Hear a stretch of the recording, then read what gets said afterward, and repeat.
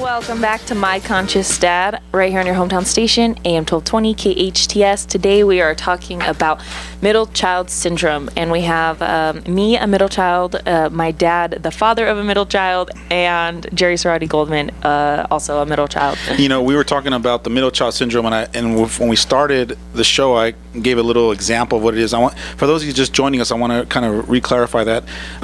What is the middle child syndrome? The middle child syndrome is the feeling of exclusion by middle children, and when I teed it up, I said that the effect occurs because it appears to them that the first child is more prone to receive privileges and responsibilities, and it appears to be that the family is generally considering the baby that gets away with everything. And the reason why I use the word "it appears" is because it might not necessarily be true that you're being overlooked. And I want to emphasize that it appears because we're all looking and deciding what is real to us through our own perspective, our own filters, our own point of view. So if you can, I feel, at a certain point, realize that it's something that you made up. It's a story that you made up, whether it was real or not, that so-and-so got favors and you didn't. What if you just decided at a certain point that it was a story you made up, it's not happening anymore, and I am who I am, and I've decided that I am powerful and confident, and I create my own success. And once you decide that, then you can surrender all those stories and let it go, and you don't have to be a 40, 50-year-old still carrying that baggage with you, and it's still getting in the way and tainting the possibilities for you to create some success in your life. I think even if you can't decide that, or you think you can't decide that, or whatever, if you could at least decide that maybe some of the things are true, but the rest of it you blew out of proportion and you made up, and the rest of it, or I should say me, because this happens to me, I made up, I added to, I was looking for things to happen. So that's at least what I did. I wasn't able to say, you know what, this is all made up in my head, but I was able to say, you know what, most of it is. And I think that's it's very important, because you can just start with that and then eventually move on to, I made it all up. But what it feels like to me is that at a certain point, for you to surrender and let it go and say, okay, even if it was true or really happened like that, I don't have to keep carrying it with me. I don't have to keep dragging it around with me like Santa Claus's bag of gifts. I can let it go and start to choose to live my life moving forward, and not holding on to some of that stuff that might not necessarily help me. It just kind of gets in the way of me taking a new stand for my life. Yeah, I think for me, I guess I have a question for Jerry, because I still live at home and my siblings still live at home, so it's very much all the same as when we were growing up. I still see the special attention and all that. I just kind of ignore it more, and I'm now that I'm older, I'm not really home as much. But was that different after you guys all grew up and moved out? Yeah, it probably stays like that forever. Yeah, because to me, I think, once we all move out and we all have our own lives, it's going to change. No, it doesn't change until you change your perspective. So, and it's as you guys are sitting here talking, I'm thinking about all the Christmases that, whether it's all of us coming back home and our kids, then we start comparing our kids, it's such a waste. So you're seeing it in your 30s, in your 40s, in your 50s. The parents are still going to show up the same way. What you have to do is shift your perspective, like she said, the way that you see it. And the quicker you do it, the more it's like a weight off your shoulder, and the more you can enjoy your siblings and your parents. Because what you don't realize too is, even though some of you are still home, it's such a gift, because once you're out, you're not going to have, even my mom died, I don't know, in 2007 or 8, and we don't have the Sunday dinners. And I see my dad reaching out saying, hey, I'll come over and cook dinner. I have to really stop myself and say, oh my gosh, this is on me. But there's going to be so many of those times aren't there anymore. And those holidays aren't there, and you don't want to have regrets or comparing, oh, mom bought this gift for you and I got something different, and what about the price? I mean, I even remember stuff like that would pop up as a kid, which, what a waste of time. But that follows us into adulthood. You've got such a gift that you even know about this, because until the last 5 to 10 years, I never heard anything about middle child syndrome.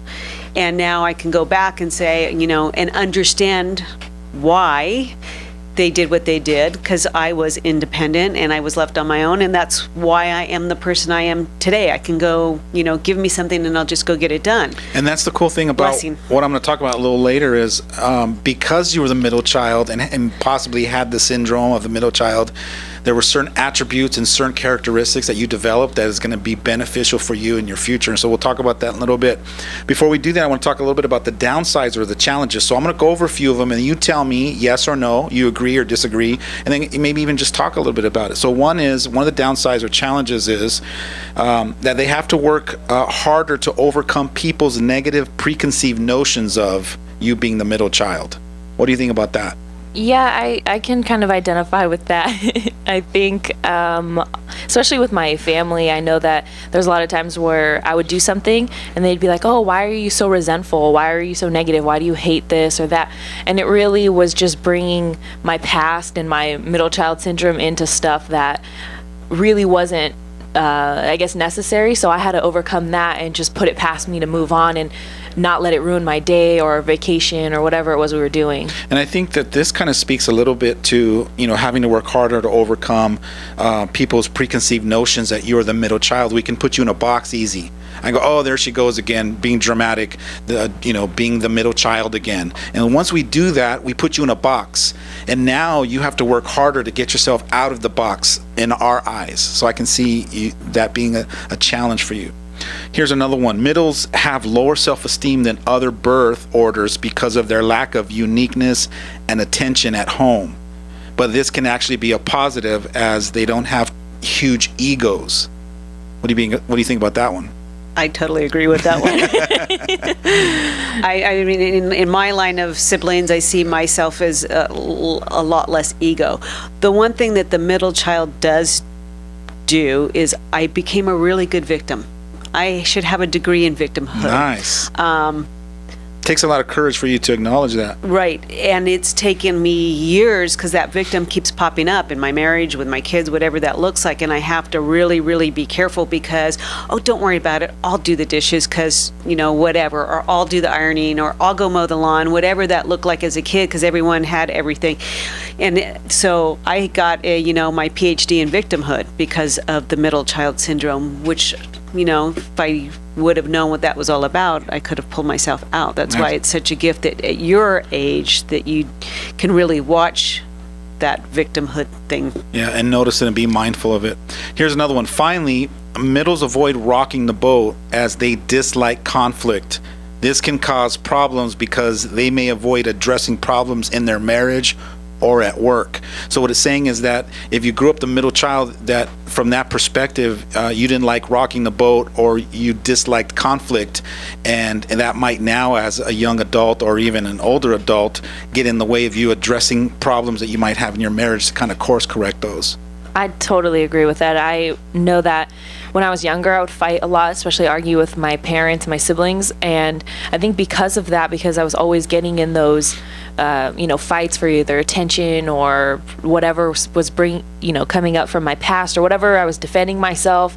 I know that it kind of scarred me, and I don't like to bring up anything that's going to bring up confrontation or make me emotional because I did it too much when I was younger, so I don't like to do it now. And so by you saying that, can you acknowledge that now in your relationship with someone that you really care about, that now that's kind of scarred you and that you just now avoid addressing things because you're afraid of like having that conflict of when you were a kid? Oh, I definitely do that. I even do that at work. Sometimes I just let myself get frustrated, angry, or upset or whatever, and then eventually it blows over and I'm over it, and it's not something that I feel like I need to talk about anymore.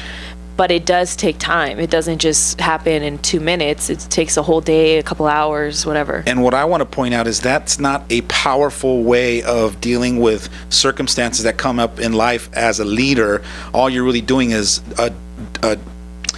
you're suppressing it, you're avoiding it, and then you're letting it tag you for a whole week or a day or 3 days, and that's not a powerful way to address it. Here's another thing I want to talk about. It says middles can be taken advantage of by friends and coworkers because they're so trusting and cooperative, and they can find it hard to say no. Woohoo. Me too. Guilty? Yeah. Yeah, why? For years. I think it's part of Pleasing? You want to please pleasing. people? It's a pleasing issue. I absolutely, and there's was many years where I was taking on way too much because I couldn't say no, but I was getting the goodies. Meaning that, oh my gosh, Jerry, you did such a great job, or you put this event on, or You get the acknowledgement. You get the approval, the pat on the back. Right. So what I realized, it was some of it was the acknowledgement and the goodies that I was getting. But when I recognized that, I say no now is no problem. Well, because you're developing some self-worth, and you're realizing that you got to take care of you first. There's nothing profound about being such a giver. You're giving to everybody, and then you're suffering silently. You got to be, you got to take care of yourself so that you can give from overflow. You don't want to give from an empty tank. Right. Yeah. And going back to the previous question, I entered the radio world at the age of 18, 19, and in that, I had a management role at a very young age, probably I think about 21, where here I was, the youngest of this whole group of people, and managing people 3 times my age, and I really had to step up. And through that, I learned that if something was bothering me, nowadays I just address it right then and there, because I can't move on if something's bugging me. And I think that's a powerful and a positive quality you have about yourself. And you can do it in a powerful and a healthy way, which is, hey, let's sit down, let's address this, rather than going to the, oh my God, all your stuff comes up from your past, and then you don't have the courage to address it. Maybe you don't have the confidence that you can address it, or you don't think you have the tools to address it in a way that comes out in a positive way. So then you just decide, I'm not going to deal with it at all. So let's start on some positive characteristics. One of the things I read is says they become more independent. They start to think outside the box. They feel less pressure to conform, and they're more empathetic. And this gives them great skills as employees, and also makes them excellent team players and partners. Yeah, I think that's true. I feel like that about myself. I guess compared to others or whoever I'm comparing myself to, most of the time I feel like I'm a little bit more independent than that person. But it also has to do a little bit with the fact that I'm a little too controlling. So I think that I'm doing something because I'm independent and I'm the most capable, but it's really because I don't trust them to get it done. So I guess it goes both ways. It's funny because you both have the controlling personality styles, so that... And both yeah. And you get... when you have your dad around that can point out immediately when you're controlling, that helps a lot. But absolutely, I think that the gifts that I have as a person in running a business and doing some of the things that I do, if I did not have the experience growing up with being the middle child and having to be independent, and whether it was riding my bike to school alone or whatever that looked like, if I didn't have that, I would not be able to do what I do today. Yeah, it wouldn't have set you up to be on this road to create what you're creating in your life. Here's another one. Middles are more oriented to principles and concepts like justice or over-earning power or prestige. Middles are often motivated by social causes. When they enter into a more traditional business, they are great innovators and team leaders, such as Bill Gates. Yeah, I think we're not only good team leaders, but we're good team players. We know how to work together because we had to work with our older brothers or younger sisters or whatever when we were angry at them or whatever it was. I think we know how to work together, and we know how to mend relationships and be... You have to conform to the family, right? Yeah, you have to kind of figure out different. Your relationship with everybody in the family is so different from the other, if that makes sense. And for me, especially as an employer, if I were to treat each employee the same way, I'd be in deep weeds. So if I get to know the personality and know when Andrew gets a little pissy with me, or knowing that, Andrew may not be a morning person, I can't hit him first thing in the morning, whatever the circumstances for each individual person is, I think that's made me as a employer and a boss more successful. Got it. Especially in relationships, because we're in relationships to all of our teammates, and so we got to learn how to deal with each other. Here's another one. They're excellent negotiators. Yeah, I think you could say negotiators in a positive way, but then I can sometimes see myself manipulating instead, Oh, which that's is, that's the next one that's coming up. so sometimes I know how to negotiate and get what I want where we all win. And then sometimes I catch myself playing games, manipulating. I'm being honest. No, because absolutely. That's the next one is middles are used to getting their own way, and so they become savvy, skillful manipulators. I don't see that one at all for me. Really? Yeah. Okay. I do see it. In me? Yeah. Okay. But you're really good at it. Okay. You're really good at getting what you want. I don't see it so much in a manipulative way, because manipulative has a negative connotation to it, like it's more like it's selfish. I think that you manipulate people for good. Like you're always creating you're manipulating people to create a win-win.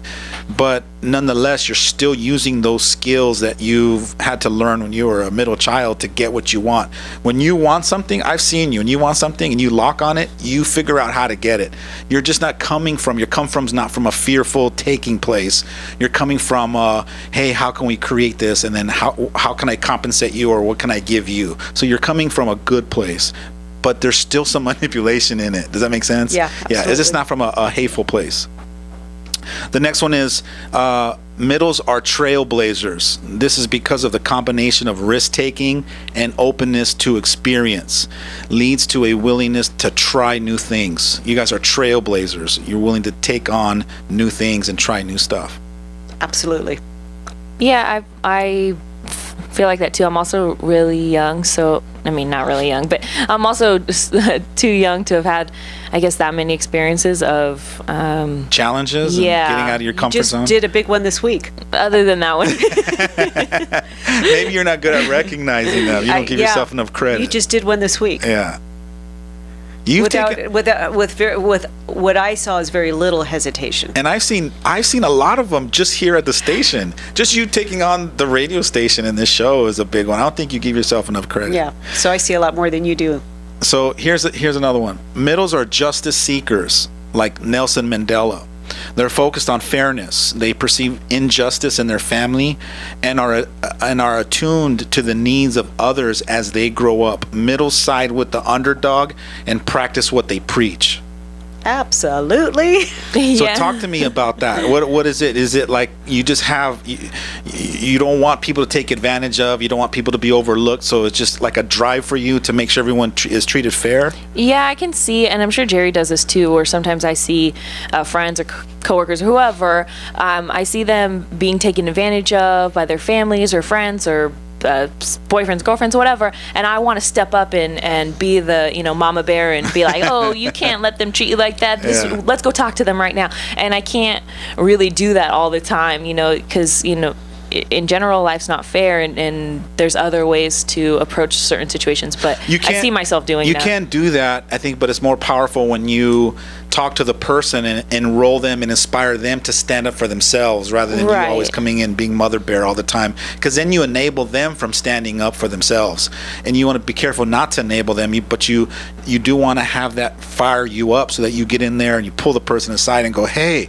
what are you doing? Don't take that." And then you can kind of inspire and empower them to stand up for themselves. And I think as you get older, then it shifts so much not to individuals, but to more of your community. Because for me, I think for the last probably 10 plus years, it's been causes. So things in the community, whether it's starting the Michael Hoffman Foundation or doing, right now we've got the Santa Clarita Coalition, which is the disaster coalition, to where we're helping people find that have lost their homes in the fire. So that's the kind of stuff that my focus now is, oh my gosh, they don't have a home, we've got to get them a home, we've got to get them cars, whatever it looks like. So it kind of shifts from individuals the older you get to more causes, because as you get it going, you know that you can create whatever you put your mind out to, set your mind to.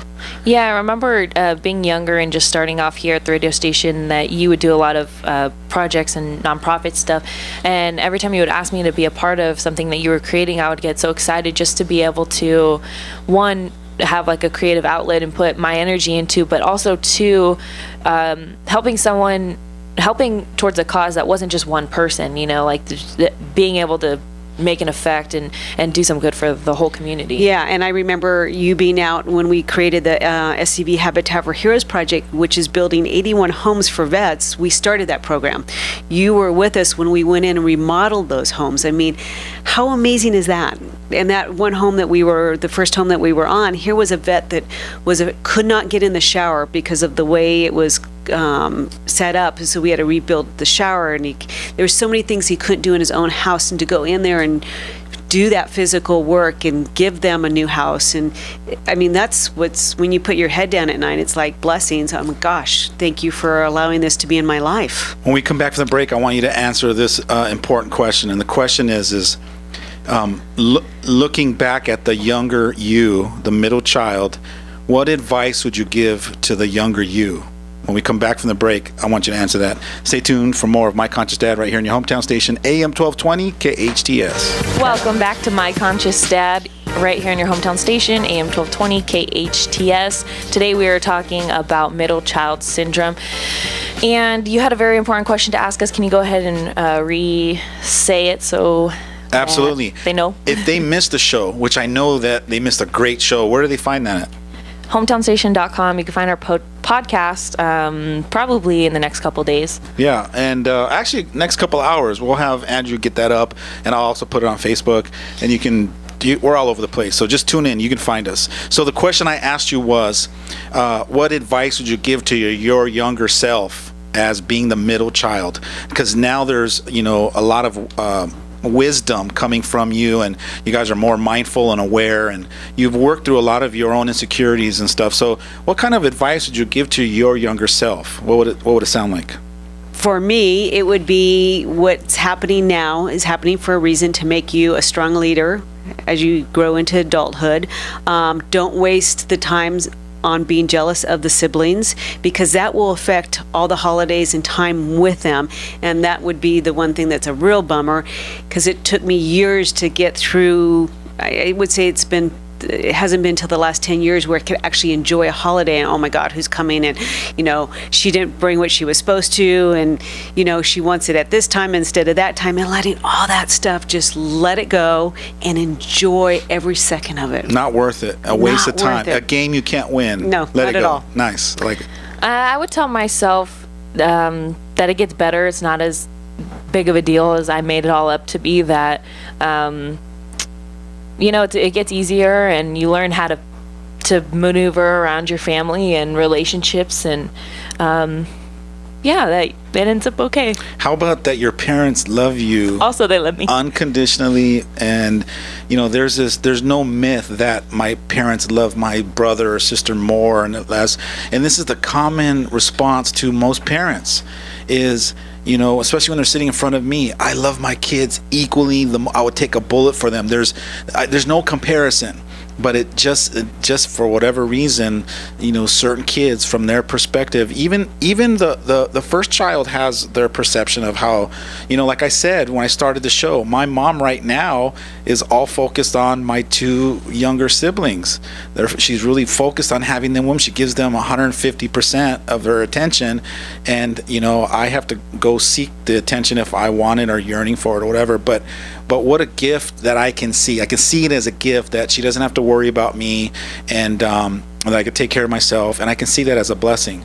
But there's this perspective that we have that, maybe my mom doesn't love me as much, or my dad doesn't love me as much, and we do. And as a conscious parent, I need to figure out how to keep reminding my kids that I love them equally, and that I would fight for the death for them to have them win. Yeah, one other thing I would probably tell myself is that I guess not to punish your siblings. It's not their fault that our parents treat them that way, and it's not their fault that they're the way they are. That's how they grew up, and that's how they learned to be, and that it was okay to be that way, or whatever it is. And just love all the things that are great about them and all their little attributes. That's a beautiful message and a great way to send us off. I want to thank you guys for listening today, talking about the middle child syndrome right here on My Conscious Dad. We're here every Friday at noon o'clock. Noon o'clock. I always make up new words, so this is going to go in my dictionary. Right here in your hometown station, AM 1220 KHTS.